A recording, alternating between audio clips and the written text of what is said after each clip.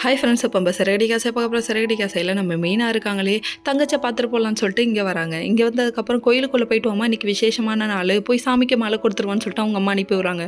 உள்ளே போனால் ஒரு பாட்டி பயமுறுத்துதுங்க. அத்தா தாண்டி பொட்டை வச்சுக்கிட்டு கழுத்து நிறையா மாலையை போட்டுக்கிட்டு, எம்மாடி ஆத்தா தாய் இங்கே வாங்குது, கிட்ட போய் நின்னா உனக்கு நேரம் சரியில்லை, எல்லாரும் சொல்கிற வார்த்தை தான், அதுக்கு என்ன இப்போ அப்படின்றாங்க. ரியாக்ஷன் வேறு மாதிரி இருக்குது. எனக்கு தானே, நான் பார்த்துக்கிறேன், எல்லாம் அவன் செயல் அப்படிங்கிறாங்க ரியாக்ஷனு. கடைசியில் கண்ணு உனக்கு இல்லை சாமி, நீ நல்லது பண்ணுறதை நிப்பாட்டாத, உன் புருஷனுக்கு பெரிய ஆபத்து காத்திருக்குன்றாங்க. நமக்கு பிடிச்சவங்களுக்கு ஆபத்துன்னு சொன்னதை நம்ம பயப்படுவோம், அதனால் சொல்லிடுறாங்களோ என்னமோ. சரி விடுங்க, இந்த பாட்டி நல்லவங்க மாதிரி தான் தெரியுறாங்க. நம்பிக்கை தான் வாழ்க்கை அப்படின்றாங்க. என்ன பாட்டி பரிகாரம் பண்ணுறதுன்னு சொல்லி கேட்டால், நீ நல்லது பண்ணுறதை நிப்பாட்டாத, ஒருத்தர் வாயில இருந்தால் நீ நல்லாருன்னு வந்துருச்சுன்னா போதும், மழை போல் வந்தது பனி போல் விளையிடுங்கிறாங்க. டைலாக்லாம் பக்கமாக அடிக்குதே பாட்டி, சொல்லி கொடுத்த டைலாக்கை மறக்காமல் இருக்கோ. சரி பரவாயில்ல விடுங்க. இது ஒரு பக்கம் நடந்தாலும் அதுக்கப்புறம் இதே சமயத்தை இதே புலம்பிக்கிட்டே வீட்டுக்கு வந்ததுன்னு வேகமாக விறுவிறுப்பாக கயிறை கட்டி விட்றாங்க நம்ம முத்து கையில்.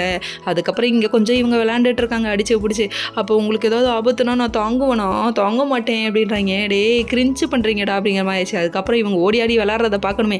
ஆவுன்னா ஓடி விளையாடுவாங்க. எப்படி ஓட்டி விளையாட வாடின்னு சொல்லிட்டு விளையாண்டுட்டு இருக்க தலைவனையை தூக்கி நம்ம விஜயபானில் போட, அதுக்கப்புறம் ஒரு புளி மூட்டை மேலே தலகாணி மூட்டை ஏமா தூக்கி அடிச்சா அப்படின்னு சொல்லி கேட்குறாங்க. இவங்க கோவத்தில் மேனேஜ் மேலே அடிக்க, அதுக்கப்புறம் ஓடி அடிச்சு பிடிச்சி விளாண்டதெல்லாம் போதும் போங்கன்ட்டாங்க. அதுக்கப்புறம் மறுபடியும் முத்துவும் மீனாவும் ரொமான்ஸ் பண்ண ஆரம்பிச்சிட்டாங்க. இப்படி ஏதோ ஆசை நெஞ்சில் சொல்லத்தான் முடியலை அப்படிங்கிறாங்க. அப்படியா, உலகமே உனக்கு தான் அப்படியா, மித்தவங்கள சண்டைக்கு வர மாட்டாங்களா அப்படிங்கிற மாதிரி ஆச்சு.